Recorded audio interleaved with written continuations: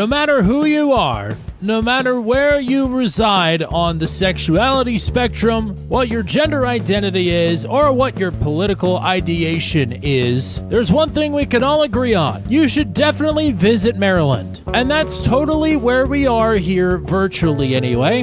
Maryland. In the Pocono Mountains, where there just happens to be a 2.5-mile triangle circuit in the middle of nowhere. It's the Visit Maryland 150 here as we're back to points-paying racing for the Venom Truck Series, and it is another visit for the first time in several seasons to the Tricky Triangle, as we're just a couple of races away from getting the first ever Venom Truck Series chase underway. This is a crucial point in time for multiple drivers heading into tonight's event. Hello everybody, it's Tommy Cook here with Turn 200. Matt Williamson will be alongside here momentarily. Very excited to get back to Venom Truck Series points-paying racing here at Pocono tonight. Remember, it is the top 10 in points when it's all said and done after round number 15 that will lock themselves into the chase. And so the point standings heading into tonight looks like this. We thought maybe that Jan Van Leer would be the points leader coming out of Auto Club a couple weeks ago. That did not happen, but he is awfully close considering how far ahead John Cape was just 3 races ago. It is incredibly tight between these two now. But again, that does not really matter all that much because we're still looking at the top 10 in points. And right now, it is Jeremy McKinnon, who has started 2 less races than most of the other people he's competing for with in points. Jeremy is now 4 points ahead of the cutoff line. That is a tie for 11th between Rodney Madney and Steve Roman.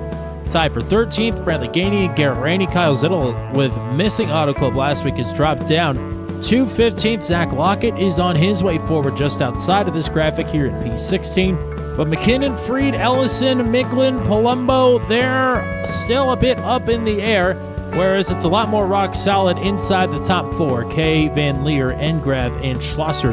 No matter where their momentum resides right now, they are feeling at least a little bit more comfortable with the few races left to go in the regular season. 2 previous races here in series history. Speaking of Jeremy McKinnon, he won here back in season number 2. Jeff Langston led a Broke Guy Racing podium sweep last time we were here way back in season 5. And we have not been to the Tricky Triangle since January the 2nd of 2023. It's been a hot minute. Ran nearly a caution-free race here back in season 5 until a late caution triggered a caution that triggered a caution. But on average here, we have about 4.5 cautions per race and about 8.5 lead changes per race as well, amongst about 7 different leaders. So it should be a good night all in all here for the Venom Truck Series in their 3rd ever outing at the Tricky Triangle tonight. Who will claim Pocono, Maryland? It is just about that time to find out. We'll step aside here for just a couple minutes and bring you tonight's coverage live of the Visit Maryland 150. The Venom Truck Series is around the turn on Turn 200.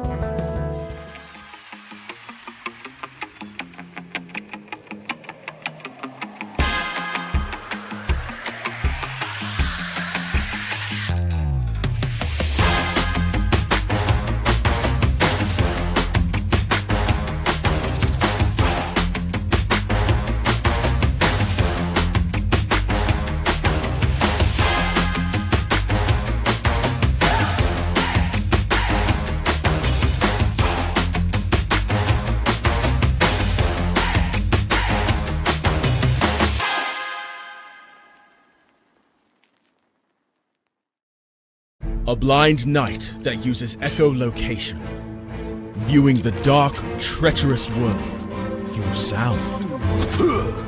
Trapped in a dungeon, endangered by combatants, where hazards lurk around every corner. Make sound to have vision, or don't and be stealthy. Avoid impaling threats throughout the dungeon to escape. Engage with other prisoners. Rogue Knight I've been hearing about. Could you find the key and unlock my cell? Free them to fight back with more allies. Let's take this guy. The Dungeon Labyrinth has many paths and even more traps. Struggle through the darkness to find your freedom.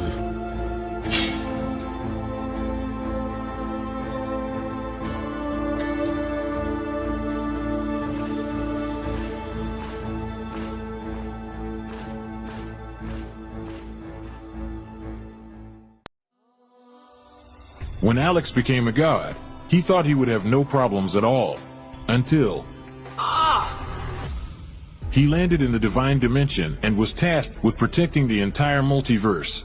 Am I connected to every single Alex Ambrose that ever existed? Alex could travel across dimensions, defying the laws of time and space, to help other Alexes throughout the multiverse. But then everything changed. No! Aw! I have to go back and save them. But if Alex went back to the mortal world, he would relinquish all of his power and his memories. I don't have a choice. I must go back. When Alex returned back to Earth, he goes back to being your average business tycoon millionaire, unaware that the people he cared most about are in danger. Ah, someone help me! Yvonne, what happened? I was attacked by a monster. Alex? What's going on? Get away from him! He is my boyfriend! Who attacked Yvonne in the forest? What will Debbie do next? Who will Alex choose between the two women? Will Alex ever remember who he was before traveling into a different multiverse? To hear what happens next and whether Alex can stop the deranged monster before he strikes again, listen to the original audio drama, Insta Millionaire Returns, only on Pocket FM. Download the app now and find out.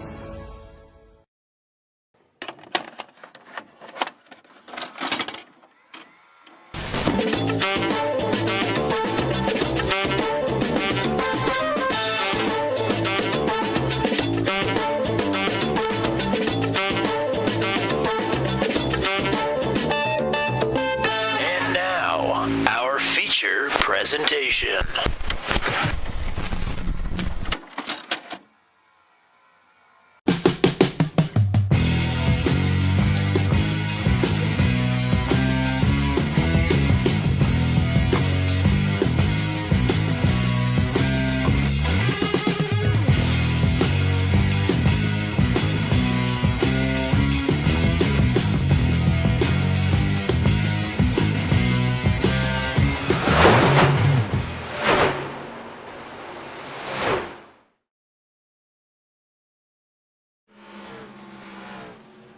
Welcome to live coverage here of the Venom Truck Series. It is the Visit Maryland 150 from Triangle Place. Welcome, Matt Williamson, to our three-turned home here. Venom Truck Series back at Pocono for the first time in multiple seasons.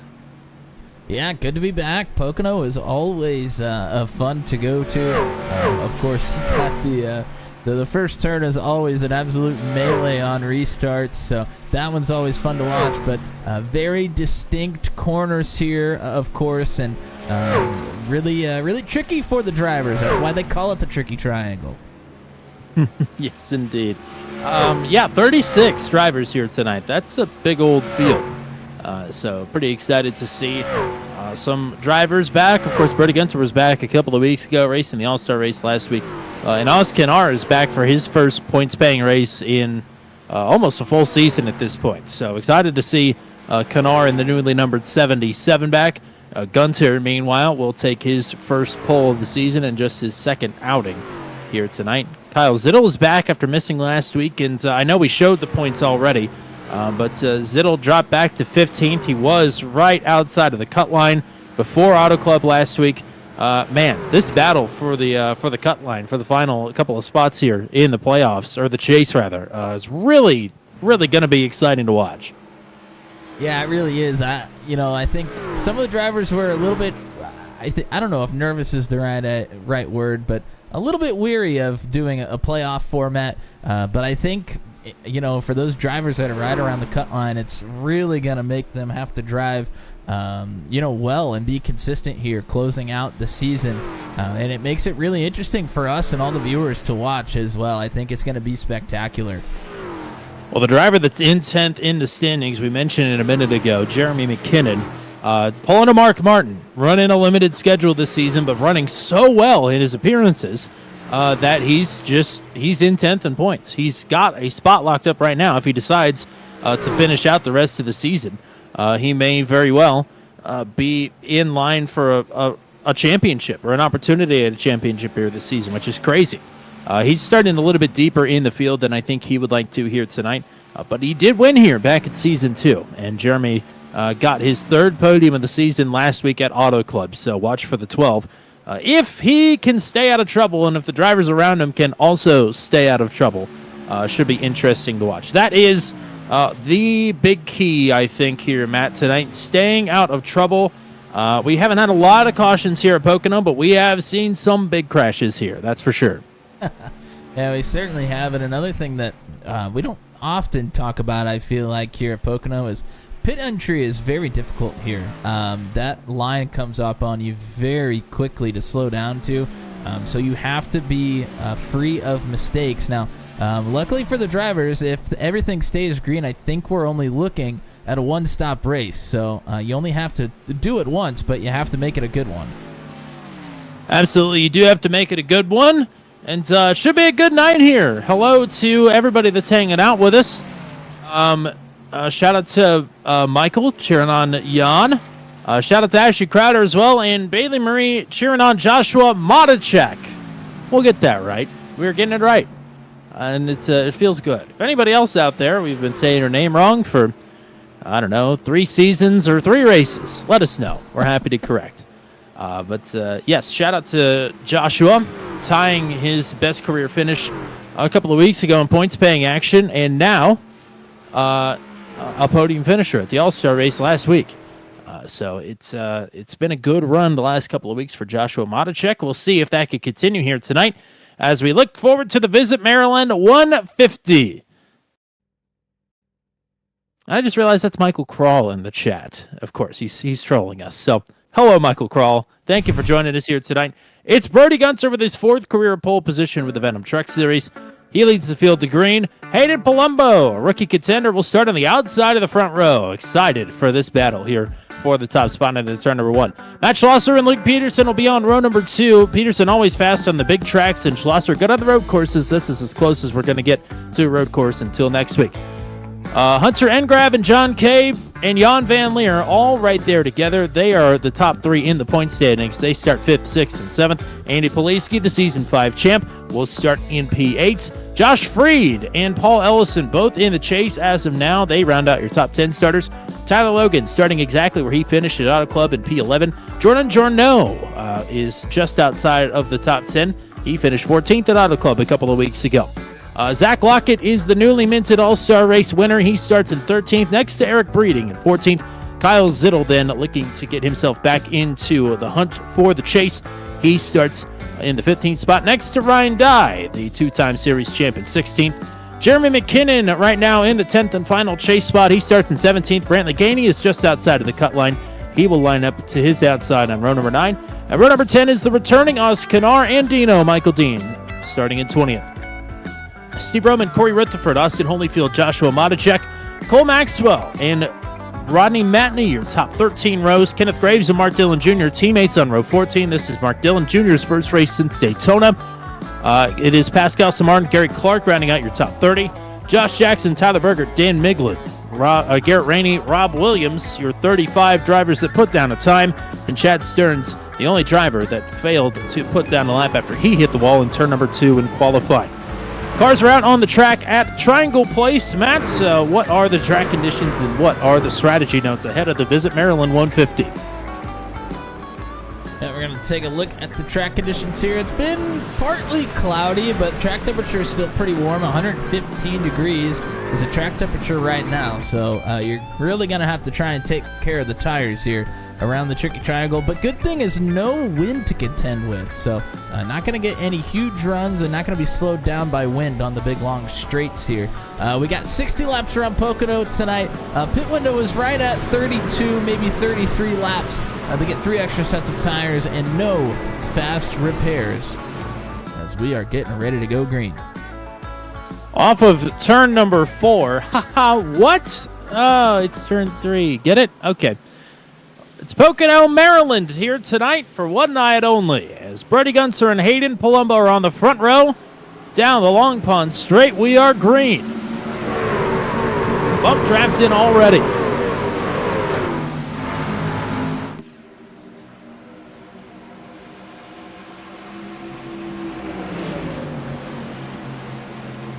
Around the outside, Palumbo looking for this top side momentum. And he is going to be clear on Gunter.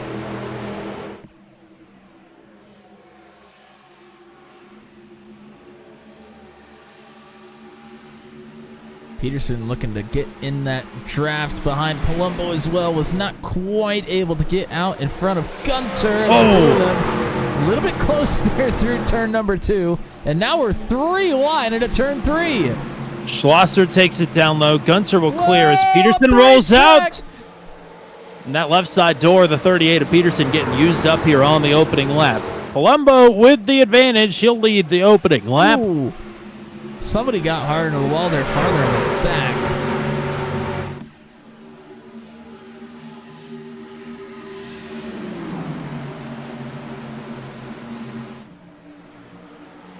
Concertina effect there into turn number 1 for a few drivers behind Schlosser. Now some moves being made.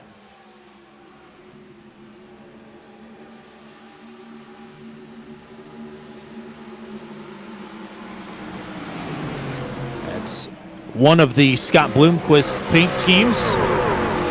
And that is John Kay. Yes, indeed.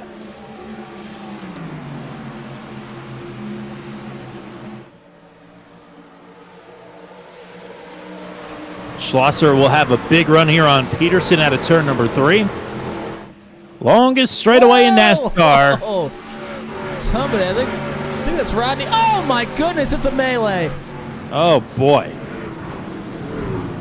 Everybody's scrambling as Holyfield involved, Ryan Dye, Rodney Matney. Those 3 get the worst of it, but there was quite a bit of action there.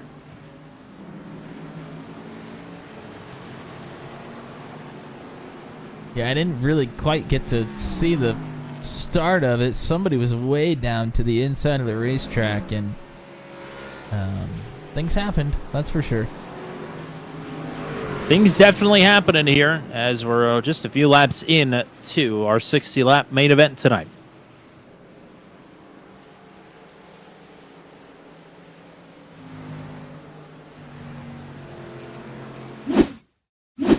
Try and take a look at the replay here. I was trying to figure out who that was farther up that was sideways, got together with somebody. But I actually think the real incident started further back here. It happens right in front of Ryan Dye. I'm not sure who it is. So that's McKinnon and Oskanar, maybe?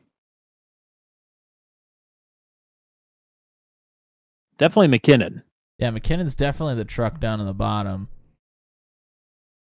And you're right, that's one of those Bloomquist paint schemes that we're not very familiar with here. Might have been Eric Breeding. He was kind of in that area. Yeah, it looks like it is Breeding. I can tell by the name on the back of the truck here. So this is through turn 3. We're going to be coming out of 3. And you could see McKinnon sliding up the racetrack into Breeding. And then Breeding gets out into the outside wall. Trying to find him so we can get a little better look at it here. What a ride for, I think that's Austin Holyfield. Yeah, you see there's the contact between McKinnon and Breeding. Breeding out into the outside wall. Ryan Dye gets into the back of him. Josh Jackson is here, I believe. That might not be Jackson.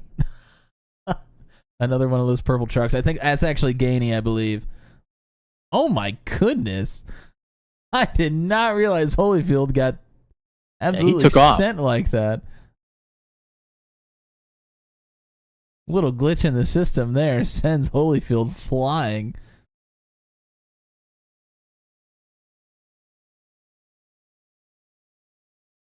I mean, do we even need to bring it up? No. No, we do not. Okay. But for the viewers, Ryan Dye. Yep.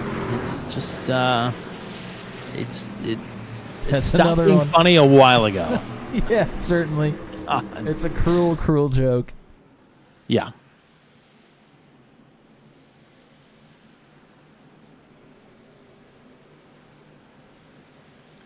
But his meatball flag is cleared. And I think he's on the lead lap still. We'll see if he is going to sit in the pits and get some more damage fixed. McKinnon is moving.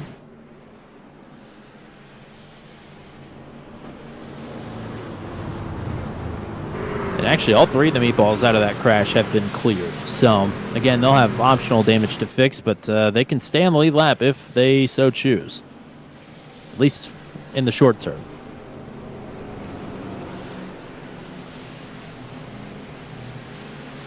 But with the lower downforce package, we heard some drivers talking in practice that they had to kind of readjust to some of these corners. Of course, these corners are already weird enough. But with the truck being higher downforce for as long as it was, these drivers had to make some adjustments. Particularly, we heard into the tunnel turn, which is turn number 2. Heard some drivers say it's not quite flat out anymore, or at least not if you're not brave enough. Well, certainly not for as long. I mean, once you get the tires up to temperature for a couple, 3 or 4 laps, you might be able to, but falls off pretty quickly here now.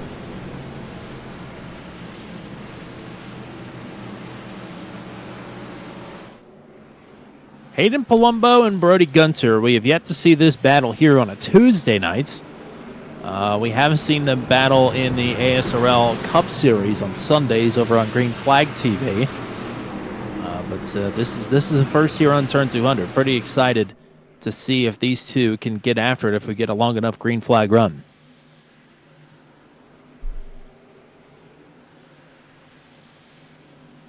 So they'll be on the front row. Peterson and Schlosser will be on row 2, and Grav and Kay on the third row. Jan Van Leer and Paul Ellison on row 4, and Josh Freed and Tyler Logan will round out the top 10.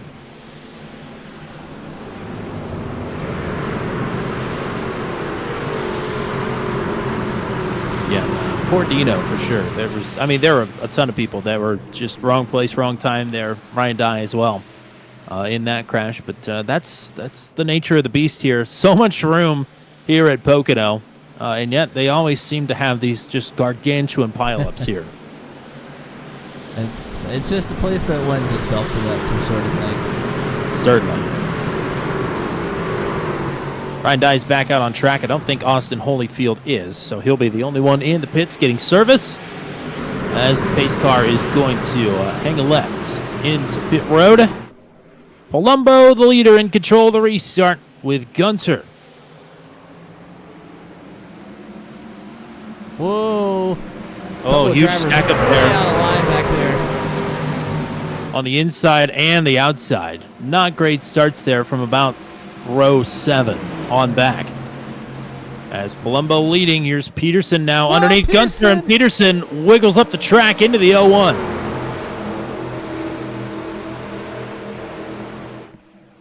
Peterson is one driver that's been finding his footing here of late, but with just a couple races to go, he needs a big swing in the points to get himself back into the conversation for the chase. Big Peterson move in out third. from Schlosser, trying to get to the inside of Peterson, and now is John Kay behind him. Kay will get the run. He was not racing last time we were here in Season 5.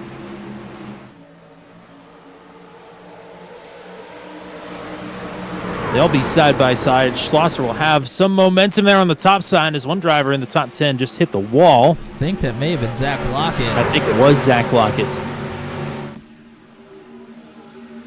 He'll lose a couple spots down the long straight. It's back into turn 1 we go.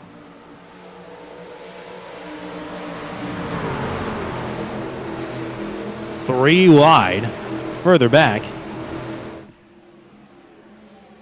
Finally gets sorted to see Kyle Zittle still way down there on the bottom, looking for a way in line here.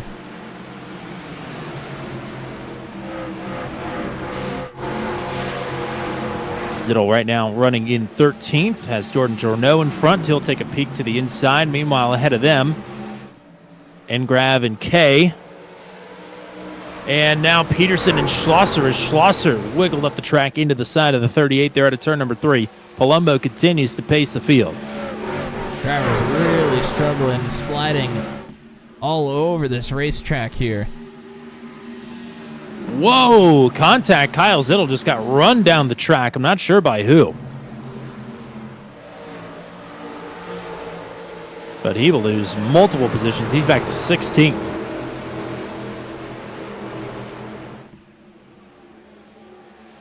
This is a bit of a hornet's nest here. The back half of the top 10 and then outside the top 10 here. I'll say. Here is Ellison and another black sunshine paint scheme here, trying to get it done on Engrav. Got a bit loose there out of turn 2. So there's the 55 with the green X there on the bottom.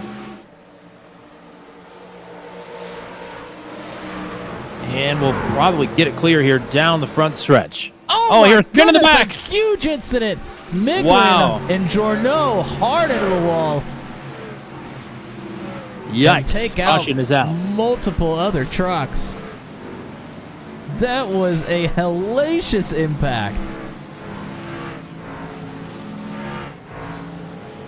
Breeding is that other Bloomquist paint scheme back there.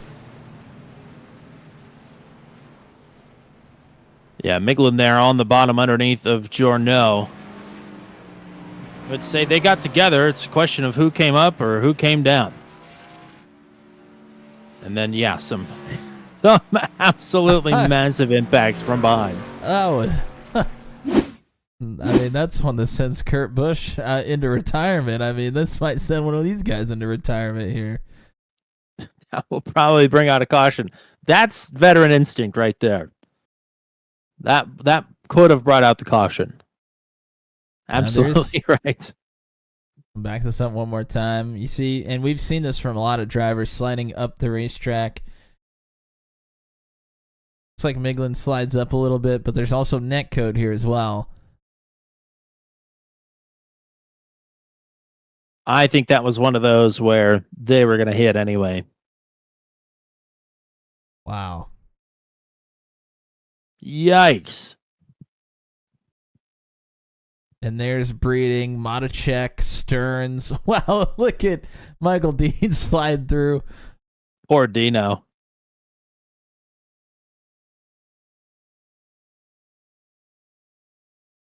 Oh, and then Jackson. I think that's Jackson that gets taken out as well. Maybe that's Rainey. Yeah, that's Garrett Rainey, actually.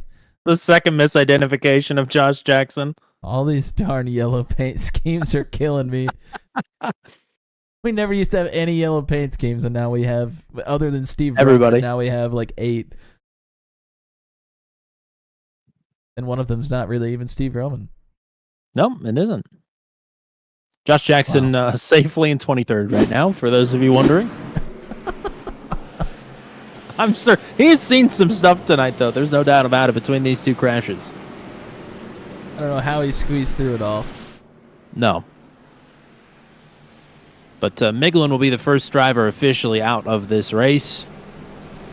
Still, Dye and Holyfield are behind him in the running order. Holyfield's back out on track. Dye is getting some more damage fixed.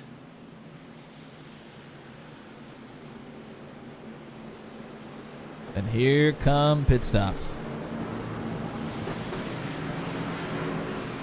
For about half the field here.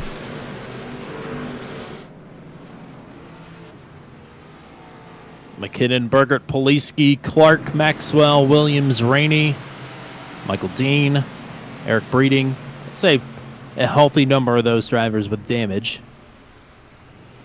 Poliski, I'm not sure about.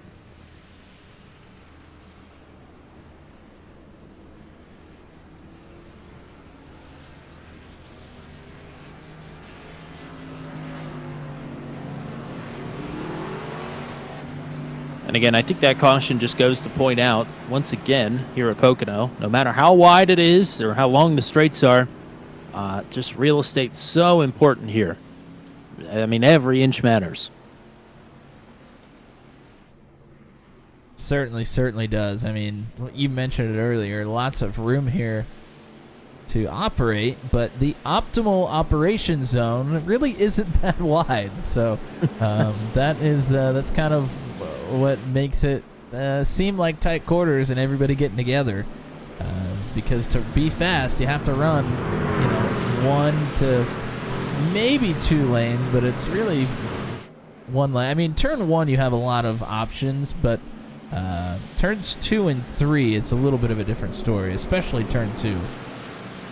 I mean, we've seen contacts for positions 2nd, 3rd, 4th, up to that point, and that was battling just outside of the top 10. I think they were battling for 12th there when the caution came out, and that's quite literally putting a foot wrong compared to what some of the other drivers have done to this point tonight. So, going for it there, just results in another disaster and wholesale clearance out of turn number 3.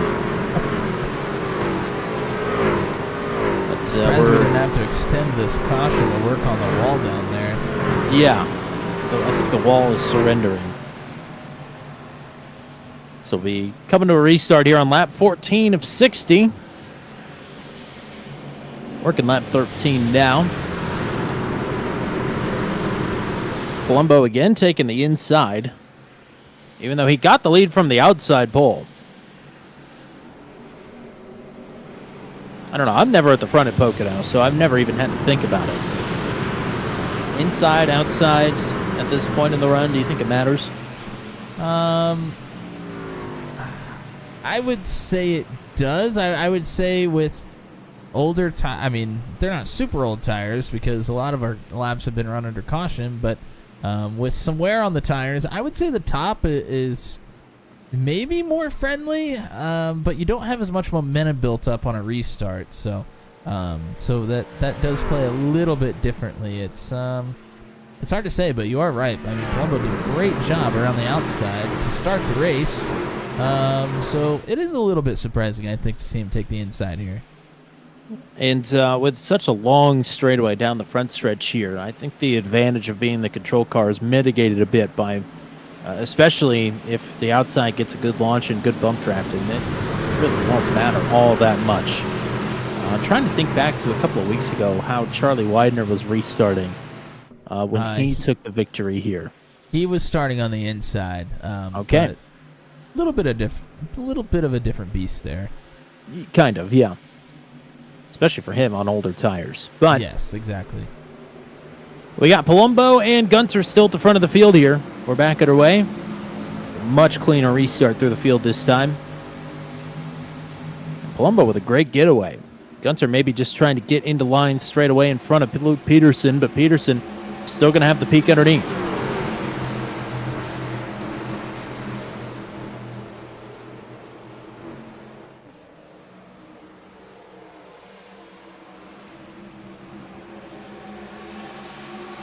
Jan Van Leer and Hunter Engrav side by side here. You see Ellison jumps out here as well. About Paul. Not quite clear. But still making moves here on Schlosser to try and get himself up into the top 5. Ellison has been rock solid here so far tonight. He's up a few spots and looking for more.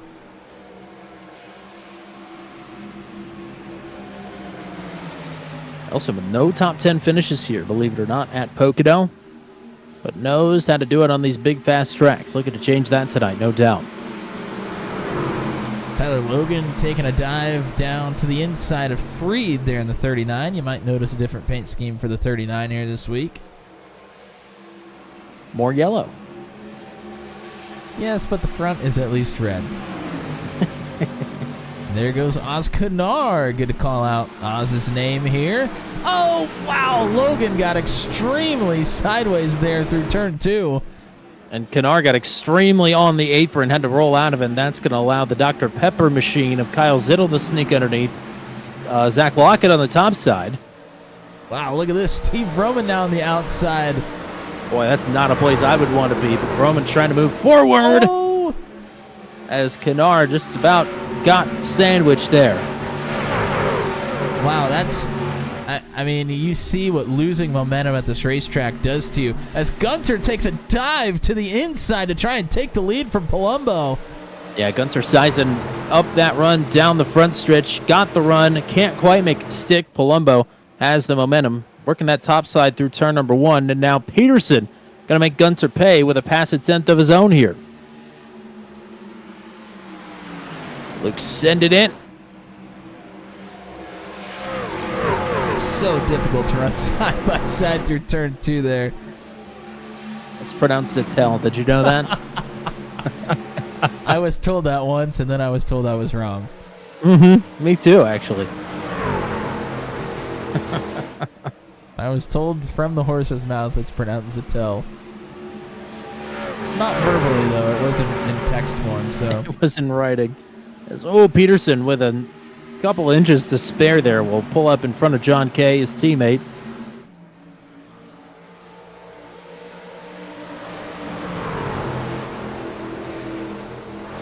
Hello to Stickers McQueen cheering on Rodney Matney. And Ashton Crowder. And Ashton Crowder as well. Hello. Since I've been missing for a couple of weeks on Thursdays, it's been good to see him join you for a couple of races. Yeah, I've enjoyed it. A word on the street is he might pop in even when you are here from time to time. Ooh. Good three-man weave in the booth.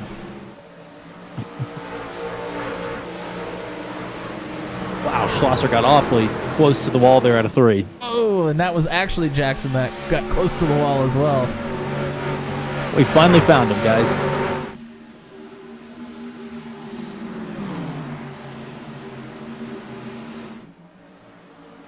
Lap 18, most of this field has not come down pit road under the 2 cautions.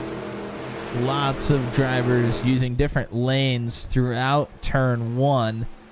Basically, from Palumbo all the way back to John Kay, they were basically about a half a lane to a lane up from one another. Have to imagine part of that's dirty air. John Van Leer trying to push Paul Ellison up to get attached to this front group, and it's working. So it's about to be the top 7, with Engrav not too far behind there in 8th. Really back to Oz Kadar in 13th. They're all pretty well in touch here with Hayden Palumbo. I think he likes Zettel about as much as he likes Waukesha, Wisconsin. Hey, it's Brown Deer now, and that's a lot easier to pronounce. Oh, Palumbo may have just gotten into the wall there.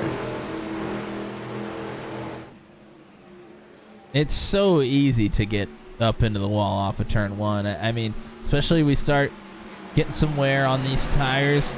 If you start trying to hustle it on the exit, you start drifting right up to that wall, and sometimes you got to roll out of it as Gunter has a big run here.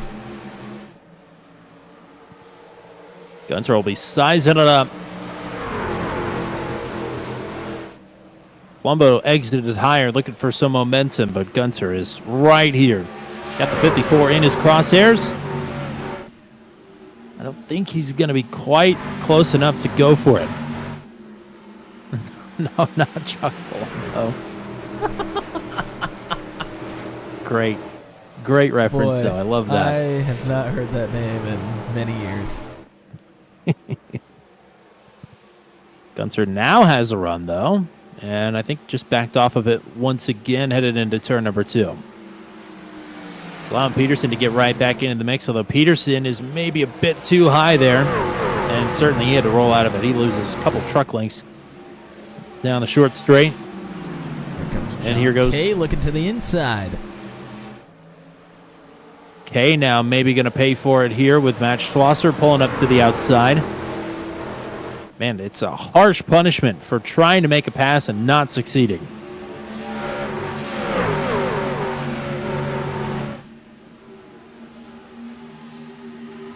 And yeah, Jordan Jorno in the chats. Yeah, that was rather unfortunate to say the least. Running just outside of the top 10, looking for another solid run here at a big track. The But hopefully things start to go smoother for you here to close out the regular season. As quite a bit of side-by-side battling right now. Yeah, Kay and Schlosser just got wow. settled. Yeah, they are unsettled there by Peterson again, having to stab the brakes to keep it out of the wall. There goes Schlosser and Kay through on Peterson. Now Ellison looking underneath as well. Peterson is starting to struggle there through the tunnel turners. Wow, that was a huge tail whip there for Jan van Leer. An absolute mess from third on back for the time being. They are in zipper formation. Somebody give me a re-rack.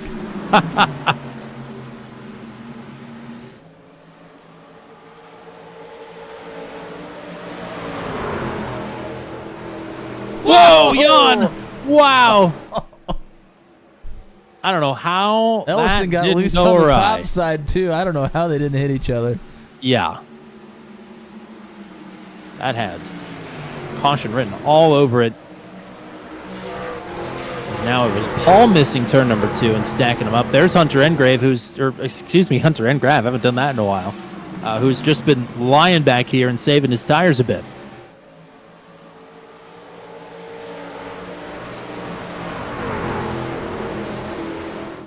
This is the point in the run where we're going to be able to figure out who has taken care of them and who hasn't, that's for sure. And Grav, winner a couple weeks ago at Auto Club. Missed the All-Star race last week. You know, he's won 4 times in his rookie campaign. I think he's got quite a few feathers in his cap already.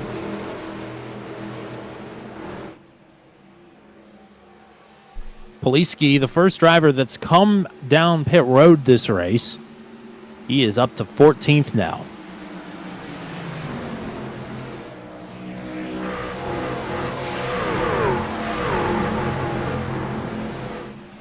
And Grav going for a pass here on Ellison, looking for 5th.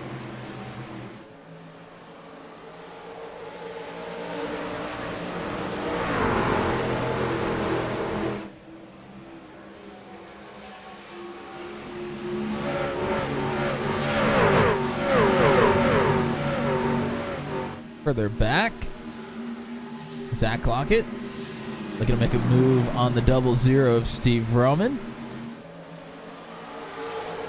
Roman wiggled a bit out of turn number 3, trying to work underneath Tyler Logan. And again, that's that penalty, kind of, for trying to make a pass. Lockett now going to pay a similar price. Potentially, at least, with Oz Kennard who was outside.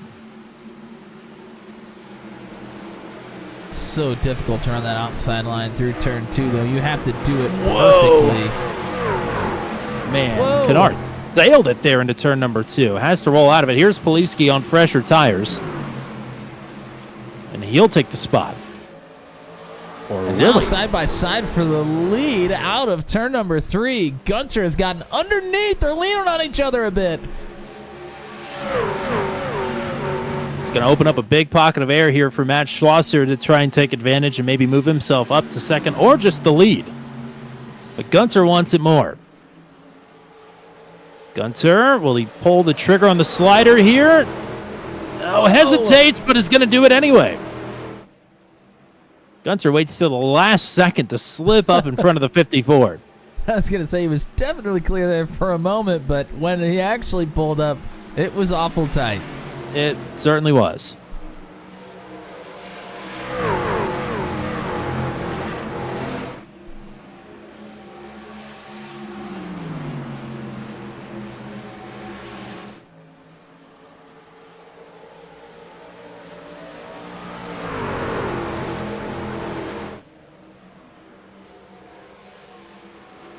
So new leader across the line. It's the 0-1 of Brody Gunter. Something has happened to Corey Rutherford. He has picked up a meatball flag.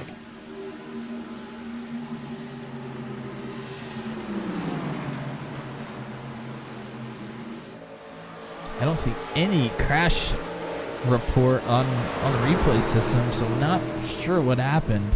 Must have just hit the wall. Here's my question I posit to you here. If Kyle Zittle's running Dr. Pepper on the truck this week, does that mean that they have to add 30 flavors?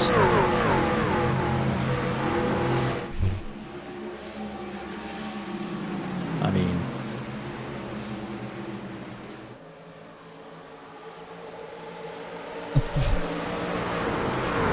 I'm gonna let you figure that one out. okay. Right as you were asking that, Schlosser just about whipped the wall out of turn 2. Nearly a hard impact, but was able to keep it out of it. Peterson going for a different run. Looks like he's got the tires back underneath of him, and it's well-timed as well as Hunter Engrav is here. And Engrav is on the charge forward.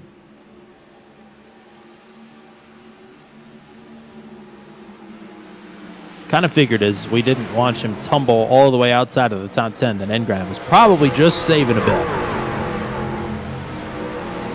The Justin Michael style. The tires go away pretty quickly here. You'll start sliding all over the racetrack, so not a bad strategy to save, and makes those passes sometimes a little bit easier if you're on much fresher rubber. Peterson got a little bit wide there through turn 3. Yeah, a little bit. Definitely a little bit. He's trying to make that truck plenty wide to keep his teammate Paul Ellison behind him as Palumbo again. I think a brush of the wall there out of turn number 1. It was certainly close, if not in it. So he's about half a second back now on Brody Gunter, the new race leader. We talked about there being about 8 lead changes a race here, and we've only seen one thus far, but we do have green flag pit stops presumably coming up here in theoretically about 5 laps, but we've had 2 cautions here, so it could be a little bit longer than that. Either way, in a couple laps, it'll be good to make it to the end. I think there's some drivers that may not want to wait any longer. No, I would imagine probably Luke Peterson is looking to get in as quickly as possible.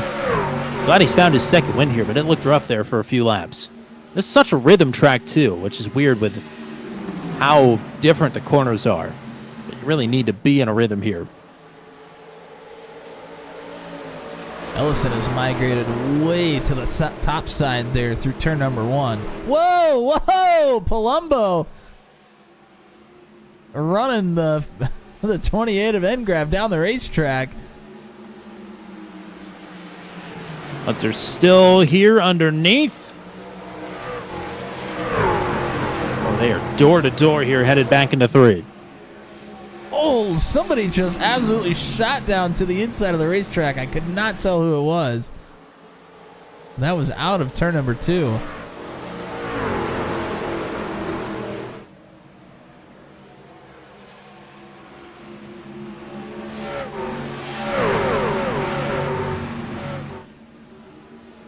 Jeremy McKinnon, who pit under the last caution, has come down pit road. Kenneth Graves is leaving pit road.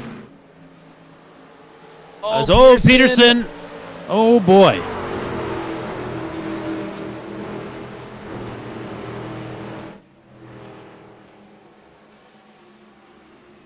Up the racetrack. John Kay is definitely looking to trigger the undercut here, I would imagine, pretty quick. He is falling all the way back to 10th. Yeah, I think he might have pushed just a little bit too hard too quickly here. You saw Poliski really loose there behind Kay. Engrav closing up here. 0.8 of a second at the last timing loop. It's now under 0.6. Engrav trying to get this move done, or at least be close to Gunter before green flag pit stops.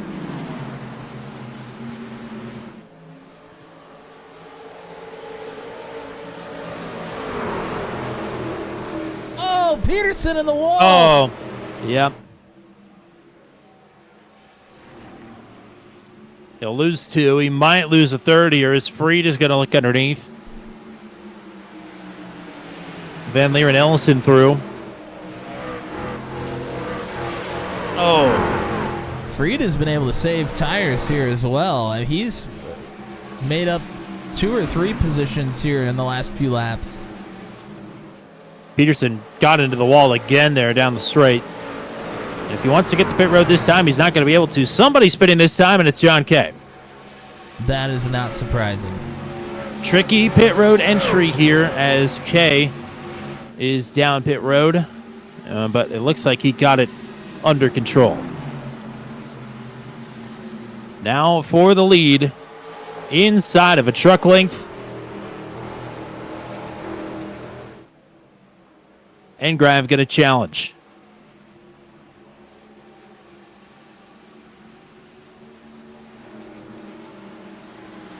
Not this time. Rolls turn 2 much better though. Not sure. I would be surprised to see Gunter just go ahead and come down pit road here. Oh, Engrav going to go to the inside, though. Might not have the opportunity. May not have the opportunity. And he won't. Engrav is clear for the lead. Just heard somebody down in the grass. Van Leer down pit road. Brantley Gainey coming in as well.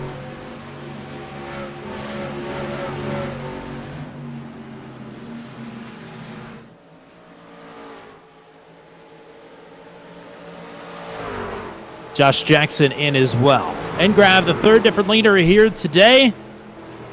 As Luke Peterson bypassed pit road entry again, he is about to get taken over by Andy Poliski. Then again, maybe not. Poliski falls back into the line. Josh Jackson too fast entering.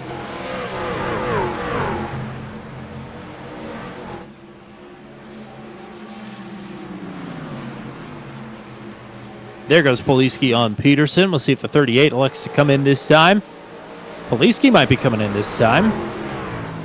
Nope, he was just getting loose. Gunter is in. Peterson is also in. Had him locked up there. Hopefully he made speed. Zach Lockett also in.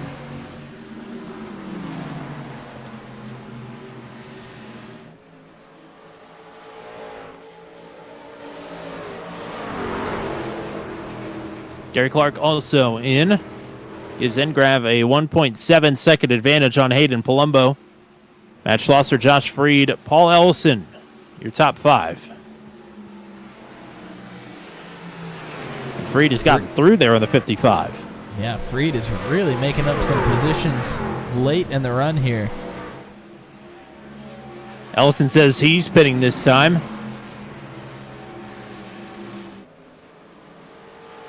Schlosser slowing down. He's coming to pit road here as well.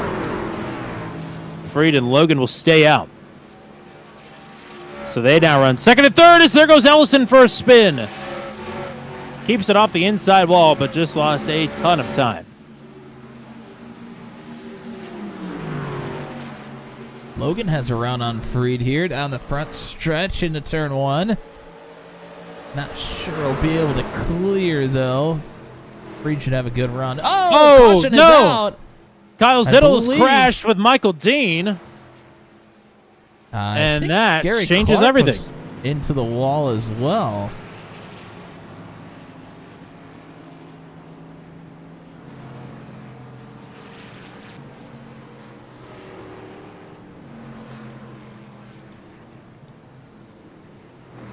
Hearing that the 14 of Kenneth Graves might have been involved there. And some not happy drivers over the radio, and Kenneth took responsibility for it as well. So I'd say in your search, that's a good place to start. But that has certainly changed the complexion of this race. Well, let's take a look. Oh, and Graves absolutely tried to send it up the inside, got onto the apron, and yeah, I mean, he took Zittel and Stearns out. Peterson into the back of him there as well.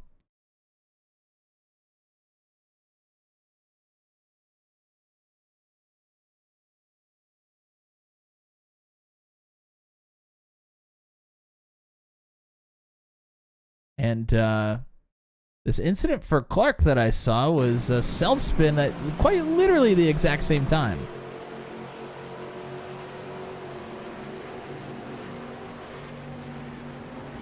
No, I thought that maybe that was on the front or the back end of the incident, but turns out it wasn't. Just probably on fresh tires, truck handling a little bit differently here, but let's go ahead and back it up. We'll look at this Kenneth Graves incident one more time. We'll go full speed so you can see the dive to the inside.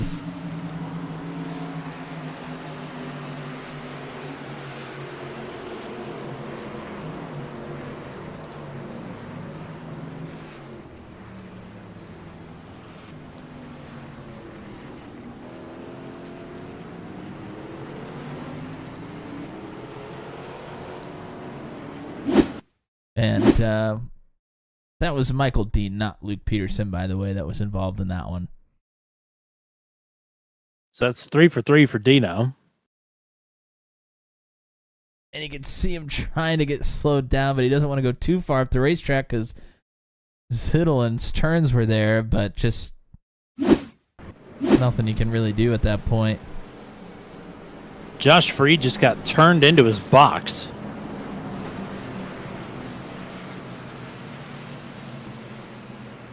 I think maybe by Andy Poliski. I'm not 100% sure. It was right in the range where they should not have made contact.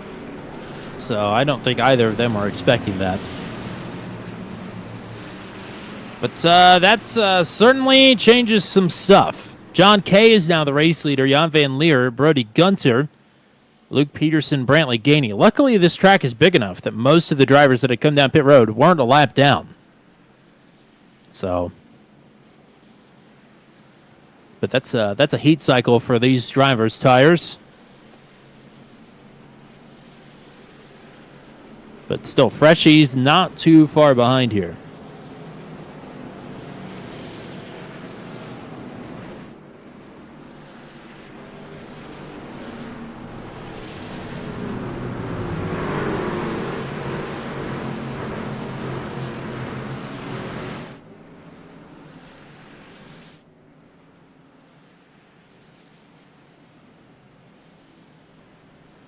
Go ahead and take the opportunity to look at some car inside cameras here today.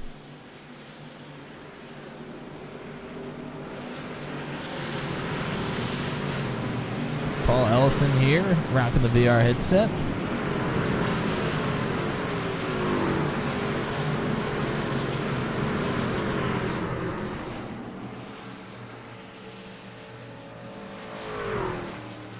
Rob Williams. I think it might be the first time we've actually gotten the camera to work for Rob. I think he tried to use it one other time, and I can't remember for some reason. I don't believe it was working.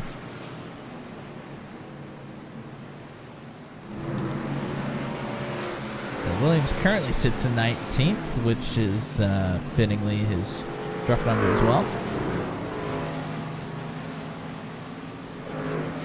Yeah, I think anybody that's going to survive here might have a good shot at a decent finish today. Of course, Kyle Zittel, who was involved in that incident, now sits back in 22nd. And then there's John Kay, who's going to be starting on the pole for the restart.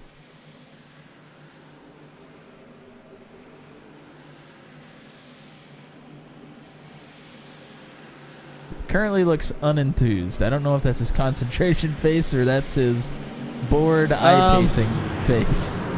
I think a bit frustrated at this point. Just guess, though. Yeah. So, Ingrav, with the freshest tires, I do believe, is going to restart in 11th.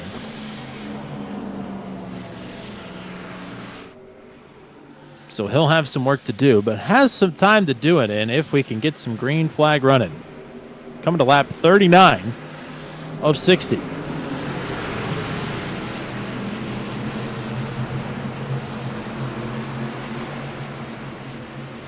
With a mix of different tire lives and also aero capabilities on some of these trucks. Should be pretty interesting to see how this restart's going to play out. Kay will lead it under green. John did not get much help there from Jan Van Leer, who is dropping back. Meanwhile, second, third, and fourth basically bump drafting into turn number 1. 3 wide, lines converging. I don't know how that wasn't a crash.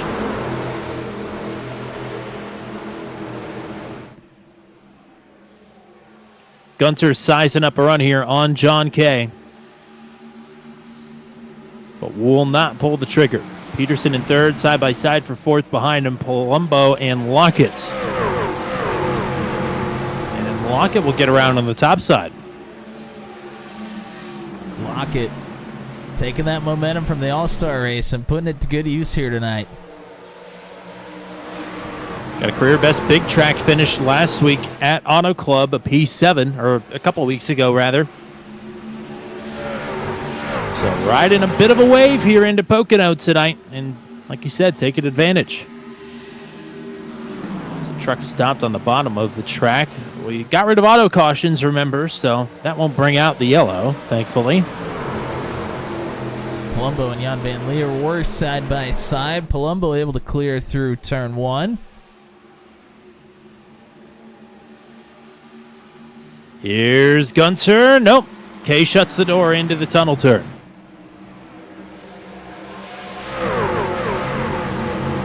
Roman and Logan nearly made contact there. Pascal Samard may have got a piece of the wall there in turn number 2 as well. Here goes Gunter now with a look to the bottom. Looking to put the power down. And again, this will open up this big pocket of air. We'll see if Peterson can take advantage or if he'll stick with his teammate and try and push him through.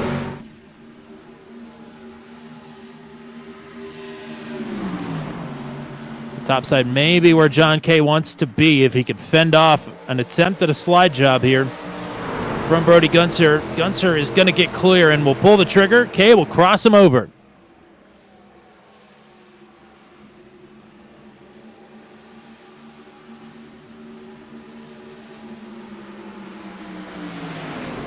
Cage trying to wrap it on the paint there. Whoa!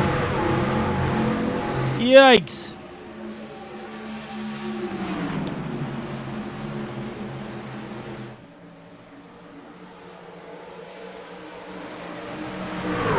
Up the track once more. A bounce Gunter. off the left side Wow. door. Nearly up into the wall. Gunter was right up against it. I think they had a net code bubble between them that certainly moved the 0-1 closer to the wall. Kay is trying to hang right here. Peterson in solo third. Palumbo through on Lockett for fourth.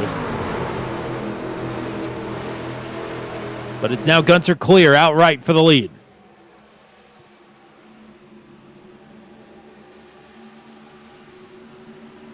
Here's Jan Van Leer. He'll take one, maybe looking for two.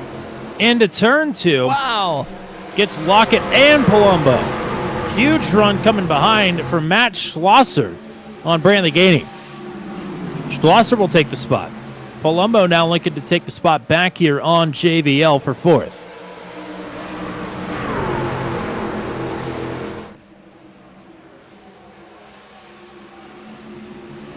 Wow, look at all the leaders snaking down to the bottom of the racetrack. The weave is on.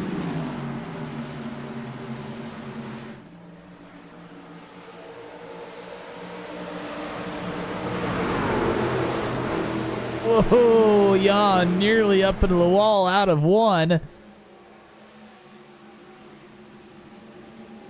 Hunter Engrav on fresh tires, hanging just outside of this battle in ninth. Ooh, some blinking from Palumbo here.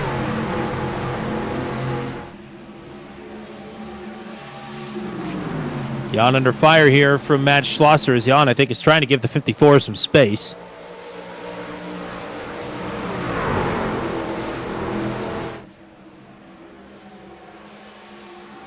Gunter trying to put as much time back to the rest of the field as possible because he knows Engrav is looming back there with fresh tires, but he's still got a lot of trucks to pass.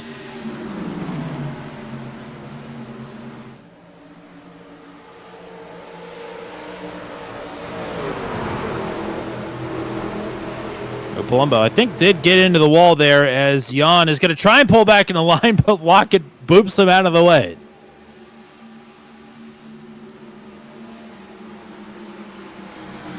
comes Engrav.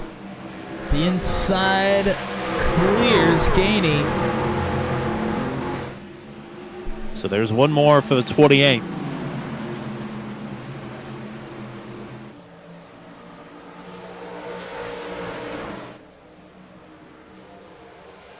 Oh, Schlosser just about pounds the wall to 3.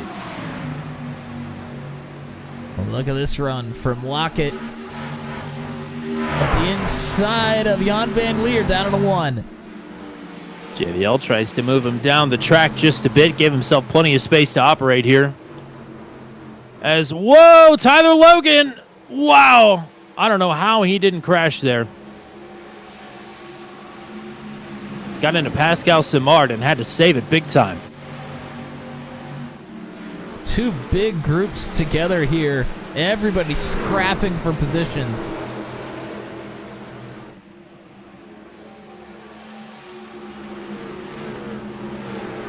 Engrav looking for another one underneath the Lockett.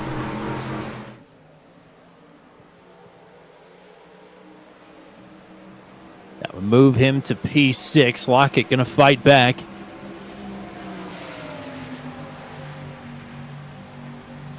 So we got 15 laps to go.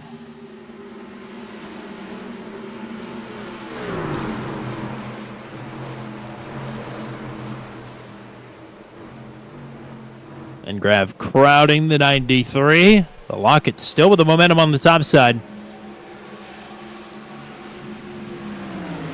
And yeah, a quiet P3 run for Luke Peterson. Good recovery.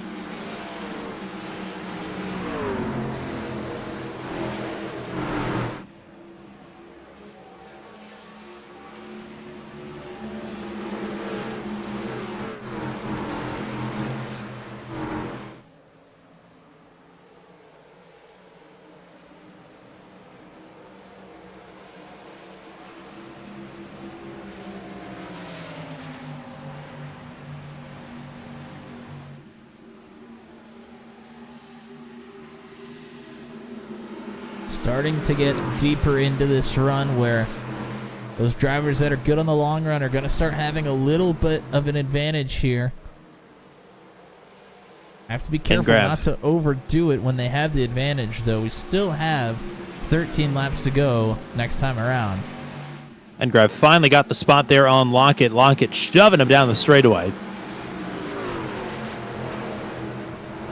As Jan is up the track and out of the gas, and that may open the opportunity here for the 28 to pick off another one. Hunter sends it. Yeah, I'm just trying to squeeze him down there, but Engrav just too big of a run. Well, that is not what the top 4 wanted to see. That's for sure. A couple laps ago, it was looking pretty good with Hunter pinned behind the 93. But a 2-for-1 special there with 15 to go.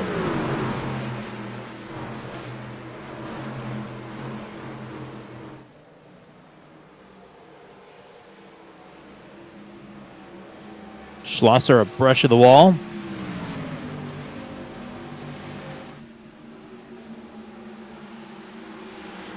As who that caution really helped was Paul Ellison.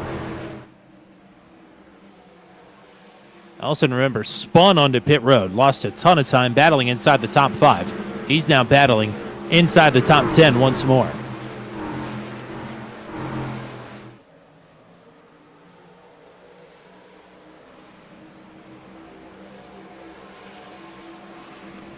Engrav now inside of his second, nearly to half a second behind Hayden Palumbo. And the gap between Gunter and Kay is shrinking. So 4 spots potentially about to be ripe for the picking here for Hunter Engrav.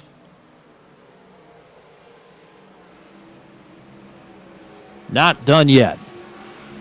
Yeah, in the first run, Engrav was able to sit back for a long time and then push for like the last 10 laps. This time it's been different. He had to get into push mode a little bit earlier, so have to wonder if he's going to start running out of rubber here a lot earlier than he did in the first run. Potentially similar problems here for Gunter, who cannot keep John Kay away from him. A couple of truck links, but it was as much as half a second and more a few laps ago. Maybe John Kay's been saving some rubber. Here's Palumbo with a look to the inside of his teammate Luke Peterson. Again, that's just more wake to work with here for the 28 as they go side by side.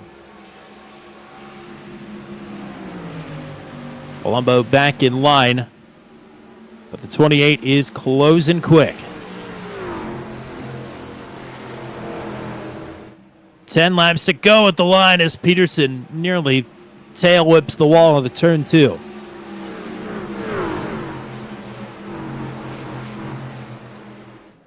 Palumbo with another look to the inside. Engrav within a truck length. He'll have a run on the 54 into turn number 1. Will he take it?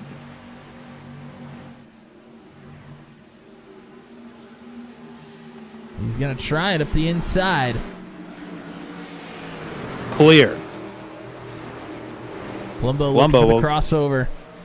He'll cross him up.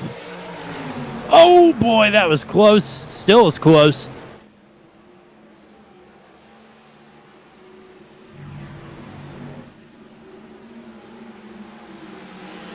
Palumbo fighting back hard here.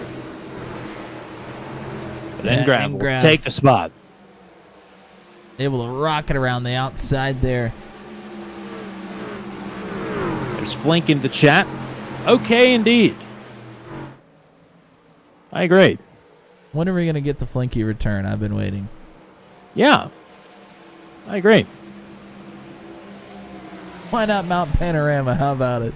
Oh, Lord. Bathurst Welcome. next week in the trucks, by the way, for anybody that forgot. What a welcome party that is. Yeah.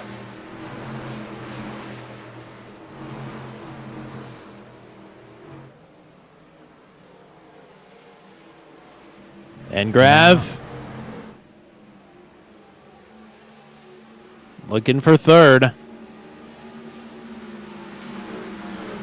Still 9 laps to go. Oh, but that was Engrav pushing too far. He'll lose some progress here as Palumbo will get back through now. Showing signs, potentially. This is certainly not going to be as easy anymore. Yeah, I think Engrav has used up tires a lot quicker than he thought he would, having to push earlier.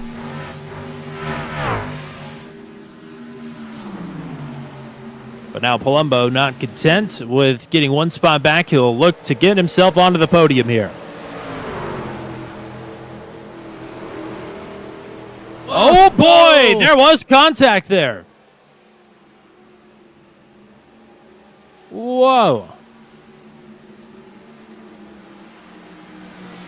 And again, that just pins the 28 behind. Peterson nearly got up into the wall. Look at this run from Engrav, 3 wide. It's that huge pocket of air that the 28 found himself in. Now has to try and keep it locked in on the bottom.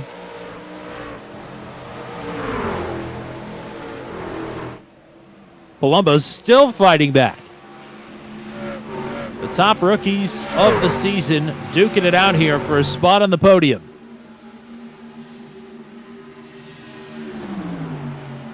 Seven laps to go. Engrav trying to get himself clear so he could challenge for a win. But Palumbo sticking right to that right rear quarter panel.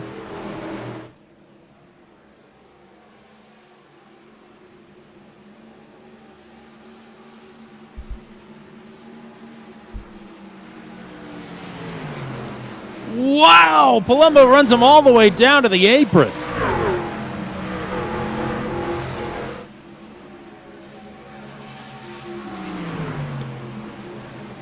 Engrav will send it. See how big of a crossover Palumbo's able to generate here. They'll have a run. May not be enough to make a difference as Engrav powers through to third.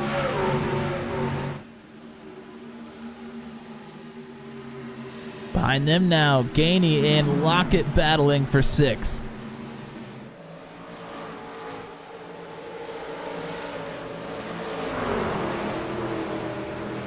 Gainey's been on a bit of a tear lately. Picked up another top 10 last week.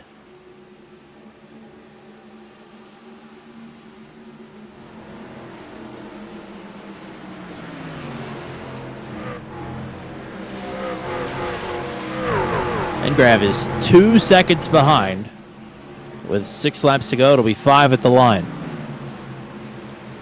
We'll still have to get through on John Kay here. If he can. Oh, looked like Jan Van Leer and Paul Ellison both got up into the wall. Maybe Matt Schlosser as well. They were all in line together. Monkey see, monkey do at this point. Exactly. See Schlosser trying to get it done around the outside. Josh Freed again late in the run, making up positions, trying to get into the top 10.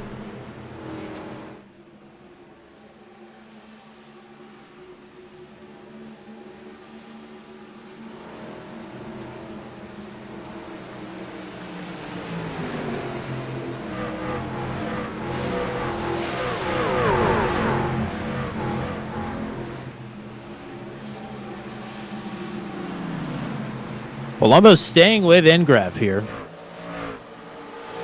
We'll look at the times when they cross the stripe. Gunter a 57.17, a 57.11 for John Kay, and a 56.95 for Engrav, 56.91 for Palumbo. So Palumbo's the fastest driver on the track right now.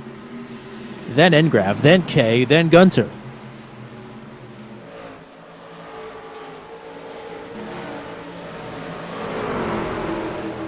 Not much time left to get it done, though. No. Little by little, these gaps are closing as Ellison and Kanar are battling here for 11th.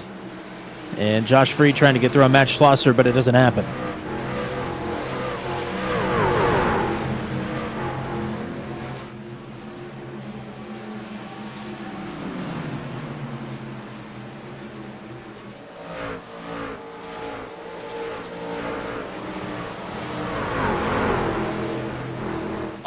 Michael Dean pretty hard into the wall there. And I heard that from the blimp.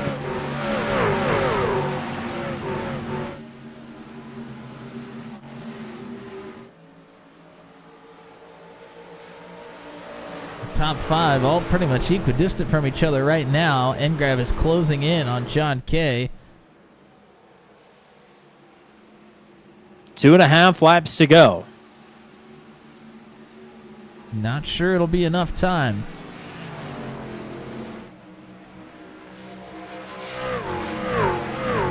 Freed on Schlosser again. Will slide up out of turn 2 and take the spot. That's for 9th. Freed, one of those drivers hovering around the cut line, although came in 20-plus points clear. And Dan Miglin with last place points here today. He'll certainly take that spot back over. 2 to go.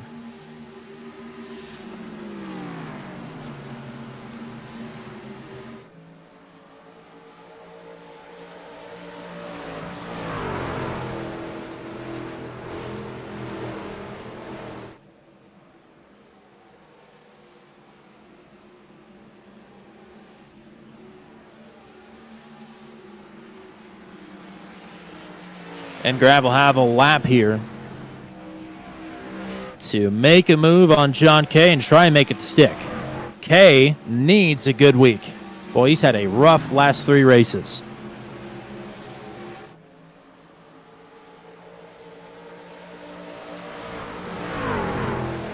Two and a half miles left to go. It's tightening across the board here for the top 3.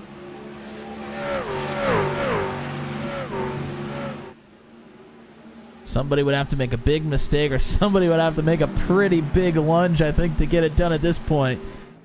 I think both are on the table. Kay kicking the rear tires out. He's certainly pushing it. He's going for it. He's inside half a second. Should point out before we head into turn 3 that Chastaining is illegal in the Venom Truck Series.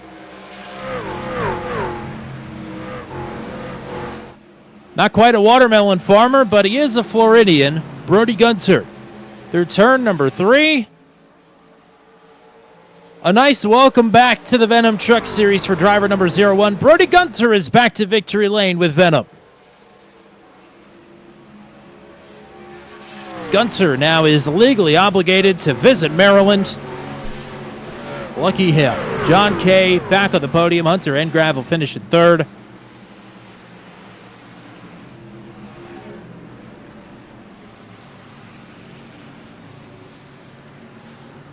Gunter had been participating in the Charlotte Summer Shootout for the Legends. So he had not been with the Venom Truck Series at all in Season 8 after finishing runner-up in last season's points. But it is win number 4 for driver number 01 here, and the first time he does it at Pocono.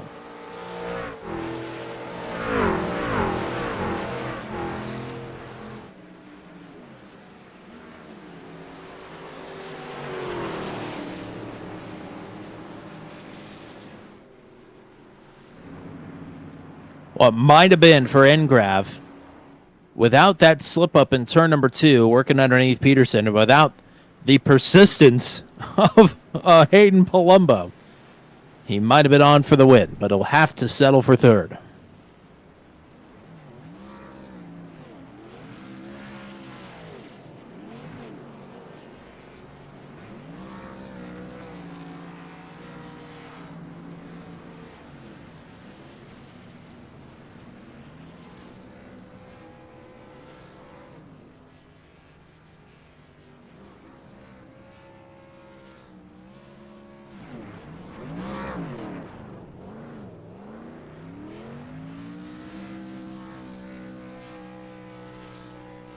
And we're moonwalking.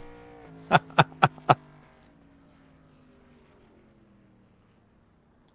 know, if this were the legacy version of the track, he could take it to the infield road course like Ashton Crowner did in the Daredevil series. That's But a good maybe, callback. yeah. We're going to take it up pit road now, maybe. Or he's going to park it at his pit stall. There you go. Alrighty, Gunter will win it from the pole. Not quite as linear as he would have hoped to do it, but a win is a win here tonight. So congrats to him on that. Congrats to John Kay. Congrats to Hunter Engrav. We'll talk to your 3 podium finishers here momentarily. Hayden Palumbo with another top 5 here. Good job on his 4th top 5 of the season. Still well above the cut line. Great run for Luke Peterson here tonight. Another top 5 for him and his hunt to get into the top 10 of the points. As well as Brantley Gainey. This ought to put him awfully close with problems for Kyle Zittel and Jeremy McKinnon here today. Gainey with a great run. Solid P6 today, and way to go plus 12 for him as well. Zach Lockett will match his finish from a couple weeks ago at Auto Club. The All-Star Race winner is on a roll of late. That's another top 10 for Lockett, and it's his best finish of the season along with Auto Club. Jan Van Leer is a P8 finish disappointing? Maybe, but it's a solid top 10 run for him here tonight. Josh Freed does exactly what he needs to do to extend his gap to the cut line. He'll finish in 9th. Matt Schlosser will finish in a hard-fought 10th. Good recovery for Paul Ellison in 11th. Great comeback run tonight for Oz Kanar. Welcome back to the series. Solid P12 for him. Tyler Logan will finish in 13th. Michael Dean, after being involved in all 3 cautions tonight, will finish in 14th. That's a win. Steve Roman will finish in 15th. Andy Poliski not able to make the alternate pit strategy work. He'll finish in 16th. Tyler Berger, Cole Maxwell, Garrett Rainey, and Rob Williams will finish in the top 20 tonight. Kyle Zittel will finish in 21st. Pascal Samard in 22nd. Kenneth Graves, the last driver on the lead lap, in 23rd. Problems for Mark Dillon Jr., who picked up a meatball flag late. He'll finish in 24th. Josh Jackson, 25th. Gary Clark at 26th. Joshua Matacek at 27th. Rodney Matney, this will not aid his quest to make it to the chase here this season. He finishes in 28th. Jeremy McKinnon, likewise, in 29th. Austin Holyfield, 30th. Eric Breeding in 31st. Corey Rutherford at 32nd. Chad Stearns in 33rd. Jordan Jorno, 34th. Dan Miglin will be an interesting one to see how the points shake out for him. Way down in 35th. Ryan Dye down in 36th. I don't know if you read the chat earlier, but 11 consecutive DNFs on turn 200 here between Tuesday nights and Wednesday nights. So I don't know what else to do or say other than just point that out and nod along and hope that that stat changes here very quickly. But regardless, it is time for podium interviews. And we've got Hard Charge and Hunter Engrav now in booth 200 after a couple of weeks away. Welcome back. Congrats on the podium here. Yeah, I mean, you were closing up there very quick in that last run. And really, I feel like maybe you disagree, but it seems like it came down to that run in there with Palumbo and Peterson that sort of prevented you from really making a challenge for the win there at the end. Yeah, it did help me up a little too much. I did make a little bit of mistake passing Peterson, and Hayden was driving a little interesting. Trying to swerve a little bit down the straightaways, and didn't want to leave me much room in turn 2. So, but luckily he didn't wreck us. But no, I was hoping. I made a mistake. It was my bullet to shoot at myself. It was if I just backed up the entry more, I think I could get past Pearson and had more laps. But I just got a little greedy, and then it messed up, and then Hayden passed me, so I had to repass them both again. So, self-inflicted wound, but overall, good day for like Harley having no practice. And yeah, I didn't speed down pit road this race, so that's a plus. That is a plus. Matt, what do you got? Yeah, congrats on a good run here. In the first green flag run, or I guess the one long green flag run we had before the pit stops, you were able to really save tires and really not push until maybe the last 10 laps of that run. And you had to get going a little bit earlier there, coming to the finish. And did you just have to push too hard too early, or a little bit earlier than you wanted to? Weren't quite able to get the most out of it? I'll be honest, I was just slow at the beginning of these starts. Everybody had the better run at me at the beginning, and it just for some reason kept coming back my way as it kept going on. I had no clue what I was doing tonight. I was just trying to send in the turns. Yeah, it was. I'll be honest. I had no clue what I was doing tonight. I was just winging it. I did too much practice in Super Formula. So you're winging it here at Pocono is 25 times better than anything that I could ever do in a truck here. So, yeah, I guess keep that same energy headed into Bathurst next week, where literally everybody will be winging it. So, shout outs for you here tonight. My mom and my dad always, of course, always watching these. You guys for doing a phenomenal job, even when technical difficulties happen. So good job on that. And thank you to the admins for always doing a phenomenal job at doing this stuff, and it's fun. Also, congratulations, John K. for second, and my teammate Brody Gunter for winning. He was nervous for me, but I just told him, don't worry about it. So he did very good. And shout out to Ryan. I feel bad for him. I put a bounty on his head and it didn't work. Unfortunately, the luck. But and then shout out to Corey for putting our team together. So yeah, now I'm just rambling on stupidity. So I'll just shut up now. Well, we got John K coming up, so we'll get our fill on rambling here in just a second. But congrats on another podium run. We'll hopefully talk to you at the end of Bathurst next week. Thank you very much, gentlemen. All right, get the stopwatch ready. It's time to talk to John K, who will finish runner-up here tonight at Pocono. Welcome back to the booth, partner. God dang, it's been a long time. How you boys doing? Better now. Been a rough last few races for sure for you, but you're still the points leader. So that's a check in your box, and we're headed back in the right direction here after a runner-up at Pocono. Yeah, I'd hope so. I mean, golly, that. Let's not talk about what happened the past month, because that was pretty brutal. Pretty brutal. We'll get it out of the way now, right? As we're barreling towards the chase here in a few weeks. But tonight was an interesting night for you. You hung around the top 5 there early, dropped back right before pit stops, tried to trigger the undercut, the caution. I thought maybe it was going to hurt some of those drivers that made early pit stops, but it seemed to benefit them. Oh, yeah. Well, I didn't really have much of a choice. Tried to get stage points and just got railroaded. I mean, there's no other explanation. No matter what, if I tried to pass somebody, I was going to get passed by 4 cars if I didn't complete the pass. So that kind of sucked. So I tried to hang on, get stage points, didn't get stage points, and I was like, I'm just gonna hit pit road, and because I know I had speed and clean air, and I practiced in dirty air a lot, and I mean, it just, you can't pass. You really couldn't. It was, I mean, you could, but it was really, really hard, and I didn't want to put the truck in too bad of a spot and ruin it again. So, yeah, I just was like, I'll pit, maybe come out in the lead, kind of like what happened at Auto Club a couple seasons ago, where I pit from like 17th and took the lead. And it worked out pretty good. Restarted up front, had no idea what I was doing. Brody passed me, and we just kind of hung out there for the rest of the race. Now, that's two people in a row that have said that they have no idea what they're doing. I think maybe Pocono was just a crapshoot track, but we'll see what Brody has to say here in a minute. Matt, what do you got for John? Yeah, congrats on a good finish here. I mean, obviously, we talked about it. Pretty rough last month for you, but trying to use this as a stepping stone. But how much of a stepping stone could you use going into Bathurst at Mount Panorama next week? You're going to be surprised by this. I actually feel pretty good going into next week. I've messed around with the supercar there quite a bit, and I know the truck's going to drive. It's going to be a little dog year, if that makes sense, than the supercar. It's going to slide around a little more, but yeah, put in a lot of, I don't know, 50 so laps at Bathurst, 50 laps that I completed. There's no telling how many times I crashed, but yeah, so I'm actually really looking forward to that. I actually know something about a weird track we're going to, and I'm not just going to pull up to practice. Like, what are we doing? So I'm pretty excited. Road courses are pretty fun. We're just going to do our best, keep it out of the wall, and do what we do, and hopefully run second or third, or possibly win if something happens. But yeah, we're just going to go out and do our best. It's really all we can do.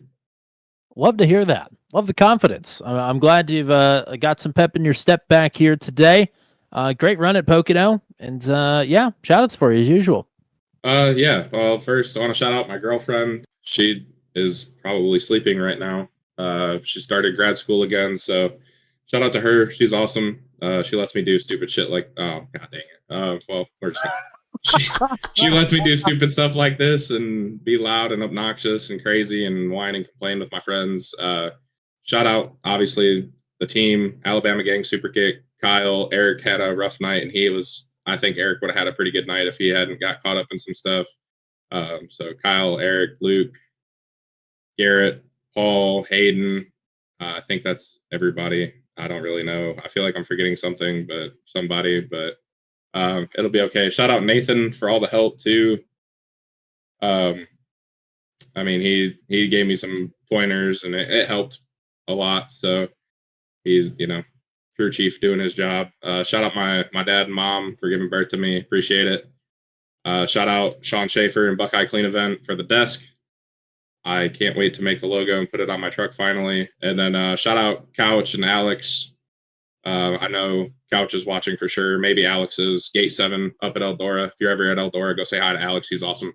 And yeah, I think that's shout out you guys. Shout out the league. Finally, only like a 2 caution race after we had like 40 in 2 races, which was fun. Super fun. 51, but who's counting? But yeah, a lot smoother the last couple of weeks. Yeah. Great job here tonight. Hopefully we will talk to you next week at Bathurst then. That's the plan. We'll see how it goes. But yeah, that's sounds like a good plan. All righty. Thanks for the time. Thank you, guys. All righty. Time to talk to Brody Gunter now. As a race winner once again, first time this season, but 4th time in his career. Welcome back to the top step here on a Tuesday night. Yes, sir. Thank you. This is my, first time being back in Booth 200 in the Venom series since I got back. Yeah, things didn't go great last week. There's no 2 ways around that, but certainly made up for it here tonight with a strong run. You got caught there by Hunter right before the green flag. Pit stops seemed to benefit from a well-timed caution there after you came down pit road, and then were able to hold everybody off after that. Yes, sir, definitely. I felt like I had the second fastest, truck of the night. Hunter was on a whole nother level. Felt like long run speed wise. I mean, if it wasn't for that last caution, I'm pretty sure he would have came out behind me and John, passed us both, and drove off the win. But I was pretty happy. I feel like how fast I was. And I surprisingly at this track, a track that's not my favorite, and I'm not really the best at. So my first win anything that's not a street stock here, which is funny to say, but definitely an interesting turn to have done this track. You had to make a couple of passes to get yourself up to the lead at multiple points here tonight. But there are a couple of times where you tried to duck out of line to make passes, and it just doesn't work. And then all of a sudden, normally, especially for the drivers that were further behind you there, if they pulled out of line to make a pass, didn't make it stick. You kind of pay a penalty right away with losing that momentum and now being under threat for position yourself. Passing here is pretty tough. Yes, so definitely. I kind of learned that from Hayden immediately, trying to go on the inside in turn one, and I realized pretty quickly, that the outside line passing wise was definitely faster. So I had to step back and kind of reevaluate what I could have done. I tried for a little while to even go around the outside of him, having such a huge run out of turn three one time. I almost got to his right rear fender right before we came up to the wall, but he just barely saw it coming, I think, and tried and blocked it. But then I think after a while I started realizing that my best shot was probably turn three because how flat it was, and that's kind of how I think I made every pass after that, was on the inside turn three, and then kind of trying to muscle it around until I could get clear. Matt, what do you got for the race winner? Yeah, congrats on the win here, Brody. And this is a tough track tire wear wise. Once you get out to the lead, how do you manage your race as far as the laps that you need to put down and how much tire you need to save? Because you didn't really get away from John. I wonder how much of that was you, trying not to push it too hard, knowing that they may have an opportunity later in the run to come to you. Yes, so definitely. I was definitely what I was trying to do strat wise. As soon as I got by him, I kind of changed how I was driving from the entire race to backing up my entry, letting it coast more in, and therefore trying to exit as straight as possible to not worry about having to cut the wheel as hard and letting it coast up to the wall. Even still, you got to probably ask Hunter how he was doing it, because he was 15% better on all my tires every pit stop almost. So I wasn't, even though I felt like mine made sense and I was doing it really well, I felt like it was still not the best strat, I guess. But I felt like that was some actual real first time I took in real life information and applied it to iRacing, and it kind of worked. Well, we did ask Hunter and John both about that, and they both said they don't have a damn clue what they did. So at least somebody knows what they're doing at the front of the field here. I guess you need not know what you're doing because it worked for me. There you go. Next week we're gonna wing it. Yeah. Well, we'll have plenty of winging it next week, I'm sure. Although I would imagine next week at Bathurst, if indeed you're going to join us again, that you will be one of the only drivers that will have a clue. As somebody that's turned laps with you at Bathurst, I know you've got some idea of how to get around there in a stock car. I don't know. It's been a long time since I've done that, and trucks have changed. So we're gonna hope That's that true. some of it still applies. I think the goal was to try and jump it over the tires and the chicane. Yeah, well, we'll look forward to that. But in the meantime, you get to celebrate a win here tonight. Congrats. Who do you want to thank? Who do you want to shout out? CGI Graphics, Blunt Music Productions, Tone 200, everyone at Venom. I'd say it's about it. Alrighty, partner. Thanks for the time here tonight. Go celebrate. We'll hopefully talk to you again next week. All right, thank you guys. And yep, there's John K in the chat saying shout out to Scott Bloomquist as well. And thanks to Eric Breeding for painting not only his scheme, but also John K and Paul Ellison's here tonight. Eric, a great painter, and doing it for a great cause here tonight, remembering the late, great Black Sunshine in the X machine. So shout out to Zero. And yeah, Matt's, what do you want to say to put a bow on the night here in northern Maryland? Well, shout out to the drivers putting on a good show as always for us and for the viewers. Really looking forward to what next week has in store for us. It's going to be interesting, but it's a welcome challenge, I think, for some of the drivers. Maybe for others, not so much, but should be good for us as the viewers, no matter what. Thank you to everybody that was in the chat. Had quite a few here with us tonight, and quite a few viewers throughout the night as well. So thank you to everybody that was here viewing with us, but especially thank you to John K at JK Gaming, Stickers McQueen, Ashton Crowder, Michael Crawl, James Litch, telling everybody to hit that like button. Appreciate that. Pamela Engraff, Flinky Roberts, Just Black, I think, or Just Blake. Just Blake. I'm an idiot. Thank you, Just Blake. Shout out to Ryan Dye and Jordan Jorno, who unfortunately were both in here as a result of incidents this evening. And also Bailey Marie cheering on Josh Matacek earlier in the stream as well. Thank you guys for tuning in. And we got more coming up for you this week. You don't want to miss it. Absolutely. Daredevil Series tomorrow night at Long Beach. Street racing tomorrow night, 8 o'clock p.m. Eastern Time. Don't miss it. Thursday night, the Venom. How about the Max V CNC Home Designs Truck Series from Daytona? We're super speedway racing. And it was pretty eventful last time we were there. So be sure to be here 9:15 p.m. Eastern Time for a little super speedway racing action. Sunday, the Sunday Top Split Strength of Field broadcast rolls into VIR. That's Virginia International. That'll be interesting. 3 o'clock p.m. Eastern Time for that one. Always is whenever we get to that wonky track. That will lead us into Monday with the Ghost Quattro Formula Super Series at Barcelona for the first time on Turn 200. That'll be 8:45 p.m. Eastern Time. And yes, we are at Mount Panorama next week. That's Bathurst. That is an Australian supercar track. It's not made for NASCARs. I cannot wait for the 3.86 mile, 23 turn Bathurst next week. It's going to be an absolute unmitigated disaster, and we're so very excited for it. It's slowly become one of the favorites, one of the favorite tracks here on Turn 200. So be sure to, you definitely want to be here next Tuesday night at the usual 8:15 p.m. Eastern Time to take it all in at Bathurst next week at the yet-to-be-named race. So we'll see who shows up, but certainly if you're not racing, you better be here watching next Tuesday night. That's all we got for you here tonight.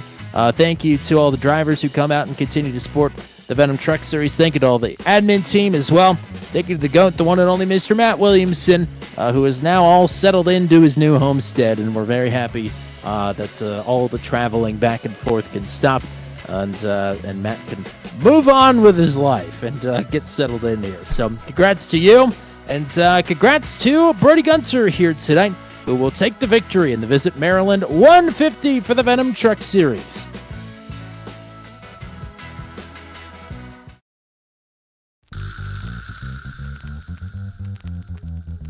This has been a live broadcast on Turn 200. Be sure to hit subscribe and hit the bell to get notified of when we go live next.